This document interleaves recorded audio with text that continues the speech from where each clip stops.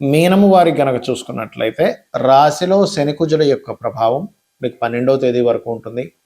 2వ భావంలో రవి బుధులు ఉన్నారు. 14వ తేదీకి 3లోకి మారుతున్నాడు. 3లో ఉండేటువంటి శుక్రుడు 4వ భావంలోకి 14వ తేదీ మారుతున్నాడు. 14వ తేదీ నుంచి శుక్ర గురువులు 4వ భావంలో 2 శుభగ్రహాలు కేంద్ర స్థానంలో ఉంటున్నాయి. మరియు అదేవిధంగా 6లో కేతువు, అష్టమ స్థానం నుంచి 12 రాసులు తిరుగుతాడు చంద్రుడు. ఈ మాసంలో మీకు 12లో రాహు ఉన్నాడు. దీని మూలంగా మీకు కలిగేటువంటి ఫలితాలు ఏమిటి, ఏ దేవత ఆరాధన చేయాలి, ఎవరిని మీరు అంటే ఎటువంటి విషయాల్లో మీరు ఎవరిని నమ్మాలి, ఎటువంటి విషయాల్లో మీరు జాగ్రత్తగా ఉండాలనేటువంటి అంశాలు చెప్తుంది నేనైనప్పటికీ చెప్పిస్తుంది సాక్షాత్ లలితామ్మవారిగా భావిస్తూ ఇక్కడ ప్రధానంగా ఈ యొక్క మీనము వారికి రాశిలో ఎప్పుడైతే శని కుజులు ఉన్నారో ఇది 12వ తేదీ వరకు ఉంటారు. 12 దాటిన తర్వాత కుజుడు మారిపోవడం వల్ల చాలా అంటే చాలా మట్టుకు సమస్యల నుంచి కొంత రిలీఫ్ వస్తుంది. కాకపోతే 2లో కుజుడు ఉన్నందుకు మీకు 2వ స్థానంలో రవి బుధులు ఉంటూ కుజుడు 12వ తేదీకి మారుతున్నాడు. కాబట్టి రవి బుధుల మూలంగా తండ్రి యొక్క ధనము, బిజినెస్ మూలంగా కొంత ధనం రావడం, కొంత రావాల్సినంత రాకుండా కొంత కట్ అయి రావడం అనేటువంటిది చూపిస్తుంది. అంటే మీకు 1,00,000 ఇవ్వాలి, ఎవడో 50,000 ఇచ్చి తర్వాత ఇస్తా అంటాడు. అలాంటివి జరుగుతూ ఉంటాయి. అదేవిధంగా కొంతమంది స్త్రీల యొక్క పరిచయం కూడా ఏర్పడుతుంది 3లో శుక్రుడు ఉన్నందుకు. కాకపోతే ఈ శుక్రుడు 4వ భావంలోకి వెళ్తున్నందుకు కొత్త కోర్సెస్, అందులో ముఖ్యంగా కళారంగాలకు సంబంధించినటువంటి కోర్సులు ఏదైనా చేయడానికి అనుకూలంగా ఉంది. గృహము, వాహనం కొనుగోలు చేయడానికి కూడా చాలా అనుకూలంగా ఉంది ఈ మాసంలో. 3-4 వారాల నుంచి చూసుకోవాలంటే మే మాసంలో. మరియు ఇక్కడ ఈ 2వ భావంలోకి ఎప్పుడైతే కుజుడు వెళ్తాడో ఇక్కడ ఉష్ణ సంబంధించినవి లేదా పవర్ సంబంధించినటువంటిది ఇట్లాంటివి ఉంటాయి కదా, అటువంటి విషయాల్లో, అటువంటి సేల్స్ సంబంధించిన అటువంటి వాటి మూలంగా ధనం, ఇప్పుడు పవర్ రిలేటెడ్ సంబంధించిన పొయ్యిలే అనుకోండి, ఇండక్షన్ స్టవ్స్ అనుకోండి, ఇంకోటి అనుకోండి, దీని యొక్క వినియోగం పెరగడం కానీ, దీనికి సంబంధించిన ఎవరైనా వ్యాపారం చేస్తున్నట్లయితే దానికి సంబంధించినటువంటి అనుకూలత కలగడం చూపిస్తూ ఉంటుంది. అదేవిధంగా కాస్త మీకు 14 తర్వాత మీకు వివాహం కోసం చేసే ప్రయత్నాలు ఫలిస్తాయి. మరియు అదేవిధంగా గృహ వాహన సంబంధించిన ఆభరణాలకు సంబంధించిన కూడా ఈ మాసంలో కాస్త కొనుగోలు చేసేటువంటి, ఎంతో కొంత కొనుగోలు చేసేటువంటి ఆస్కారం ఎక్కువగా కనిపిస్తుంది. ఉద్యోగ సంబంధించినటువంటి విషయంలో కూడా మీరు ఈ మాసంలో కొంత ప్రభుత్వ ఉద్యోగాల కోసం, మార్కెటింగ్ రంగాల్లో ఉండేటువంటి విషయాలు, విదేశాలకు వెళ్ళి ఉద్యోగం చేయాలనేటువంటి ప్రయత్నము అనుకూలిస్తుంది చెప్పాలంటే. ఇక మీరు నిత్యము చేయవలసినటువంటిది రాజరాజేశ్వరి అమ్మవారి ఆరాధన చేయండి. నవగ్రహాల్లో శని కుజ గ్రహాల దగ్గర దీపారాధన చేయండి. దీని మూలంగా మీకు అనవసరంగా స్ట్రెస్ ఏదైతే పడుతున్నారో తగ్గుతుంది. ఇక్కడ ఇప్పుడు ఉన్నటువంటి పరిస్థితులు ఏవైతే ఉన్నాయో, బయట ఉండేటువంటి పరిస్థితులు ఈ శని కుజుల కలయిక వల్ల కొంచెం మన ఇండియాలో కూడా కొంత ఈ బాంబులు పేలడం అనుకోండి, లేకపోతే కొంత ఉద్రిక్తంగా ఉండే ప్రభావం పెరుగుతుంది. అంటే అలాగా కొంచెం ఎండ మనకు చూడండి, బయట తీవ్రంగా పెరగడం ఎండ, ఆ ఎండ వస్తూనే ఒకటేసారి అంటే వాతావరణంలో జరిగేటువంటి మార్పులు ఏమిటి అంటే విపరీతమైన ఎండలు, దాంతోపాటు సడన్గా ఉన్నటువంటి వర్షాలు శని కుజుల కలయిక వల్ల. అదేవిధంగా ఎక్కువ రద్దీగా ఉండేటువంటి ప్రదేశాల్లో ఎక్కువగా తిరగకండి, చాలా జాగ్రత్తగా ఉండండి. అలాగే మరొక విషయం ఏంటంటే ఈ విదేశాలకు వెళ్ళాలి, విదేశాల్లో ఉండేటువంటి వారు, నేను చాలా రోజుల నుంచి చెప్తూ వస్తున్నా, 2-3 నెలల నుంచి ఇప్పుడు కూడా చెప్తున్నాను. ఎందుకంటే 12వ స్థానం, సహజ 12వ స్థానం అనేది శని కుజులు ఉన్నారు అక్కడ మీనరాశి. కాబట్టి ఏమాత్రం మీరు స్వదేశంలోకి వచ్చి ఉండగలిగితే కొంతకాలం రావడం మంచిది ఇప్పుడు ఉండేటువంటి కండిషన్స్ పరంగా చూసుకుంటే. అలాగే ఇక్కడ రైతుల విషయం కనుక చూసుకున్నట్లయితే కాస్త ఈ వంకాయ కానివ్వండి, లేనట్లయితే మామిడి పళ్ళు, అరటి పళ్ళు పండించేటువంటి వారు కాస్త జాగ్రత్తగా ఉండాలి, గుర్తుపెట్టుకోండి. అలాగే మరొక విషయం ఏంటంటే ఇక్కడ చాలామంది ఈ ఏలినాటి శని ఇప్పుడు మనకి ఎవరెవరికి ఉంది, ఏ రాసుల వారికి ఉంది, మేషంకి ఉంది, కుంభానికి ఉంది, మీనానికి ఉంది. సో ఈ 3 రాసుల వారికి కుజుడు కలిసినందుకు శనితో ఆ ఏలినాటి శని ప్రభావం తగ్గుతుంది.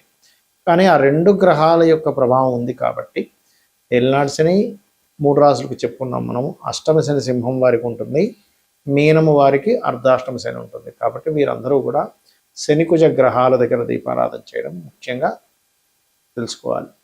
ఇంకొకటి ఏంటంటే షేర్ మార్కెట్ కారకుడైనటువంటి బుధుడు ఈ యొక్క శని కుజ గ్రహాల మధ్యను వస్తున్నాడు కాబట్టి షేర్ మార్కెట్లో మీరు ఎప్పుడూ చూడనటువంటి ఫ్లక్చుయేషన్స్ జరగనున్నాయి రాబోయే 25 రోజులు కూడా గుర్తుపెట్టుకోండి.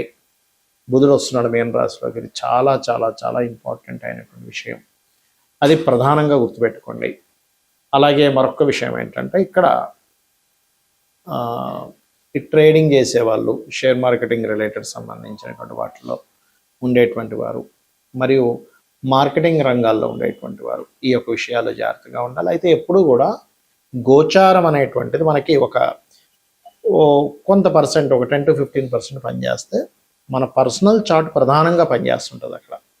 కాబట్టి మీ జన్మజాతకంలో గ్రహాలు ఎలా ఉన్నాయి, జన్మజాతకంలో లగ్నం ఎలా ఉంది, లగ్న బలం ఎలా ఉంది, దానివల్ల మీరు ఎదగడం అనేది జరుగుతుంది. మీ శారీరక సంస్థత కానివ్వండి ఇవన్నీ జరుగుతూ ఉంటాయి. ఇక రెండవ భావం ధనస్థానం, అంటే మీకు ధనయోగం ఏ రకంగా ఉంది అనేది ధనభావాన్ని బట్టి చూసుకోవాలి, అంతేగాని ఎల్నాటి వచ్చింది కాబట్టి ధనం లేదనుకోవడానికి కాదు అక్కడ.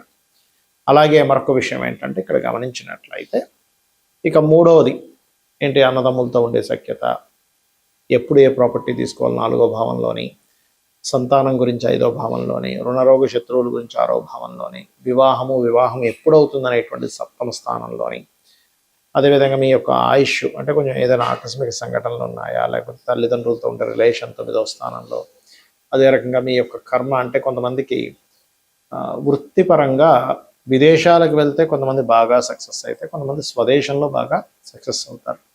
కాబట్టి విదేశాల్లోకి వెళ్తే బాగుంటుందా, స్వదేశంలో బాగుంటుందా అనేటువంటి ఒక క్లారిటీ అనేటువంటిది మీకు మీ 10వ భావాధిపతి ఎక్కడున్నాడనే దాని మీద వస్తుంది. కాబట్టి ఏంటంటే ఇన్వెస్ట్మెంట్స్ కానివ్వండి, బిజినెస్ రాణించేది కానివ్వండి, అన్నీ మీ జన్మజాతకంలో ఉంటాయి.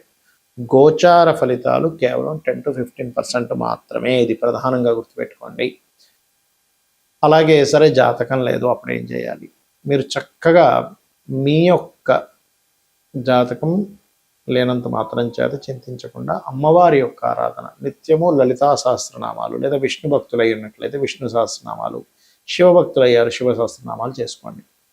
మనము మన జాతకాన్ని తెలుసుకొని ఒక జ్యోతిలాగా, అంటే జ్యోతిష్యము అంటే ఒక వెలుగులాగా మనకు ముందే కనబడుతుంది ఏంటి, వాట్ ఈజ్ వాట్ అనేది. దాన్ని బట్టి మనం ఎలా అయితే నిర్ణయాలు తీసుకొని ముందుకు వెళ్తూ ఉంటామో, జాతకం తెలియదు అప్పుడు ఏం చేస్తాము, దేవుని మీద భారం వేసి ధర్మబద్ధంగా మన పని మనం చేసుకుంటూ వెళ్ళిపోతూ ఉండాలి.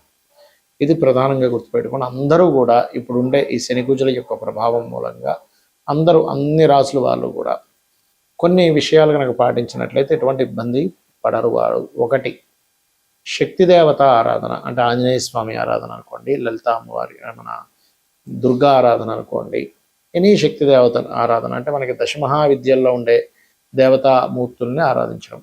రెండవది, మీకు దగ్గరలో గోశాల కనుక ఉన్నట్లయితే అందులోని దేశీవాలి గోవుకి, జెర్సీ ఆవుకి తినిపించొద్దని నేను చెప్పట్లేదు, కానీ జెర్సీ ఆవుకి దేశీ ఆవుకి ఉండే తేడా ఏమిటంటే ఇందులో సకల దేవతలు ఉంటారు, అది ఒక ప్రాణి అంతే, ప్రాణికి మీరు ఇస్తున్న ఫలితం వస్తుంది అక్కడ. ఇక్కడ సకల దేవత ఆరాధన జరుగుతూ ఉంటుంది, గుర్తుపెట్టుకోండి. ఆ రకంగా మీరు ఎప్పుడైతే ఈ యొక్క గోవులకి తినిపిస్తారో చక్కటి ఫలితాలు వస్తాయి. మరియు శనివారము మంగళవారం అందరూ కూడా ఎటువంటి ఇన్వెస్ట్మెంట్స్ చేయకండి దయచేసి, ఇది ప్రధానంగా గుర్తుపెట్టుకోవాల్సినటువంటి అంశం, గుర్తుపెట్టుకోండి.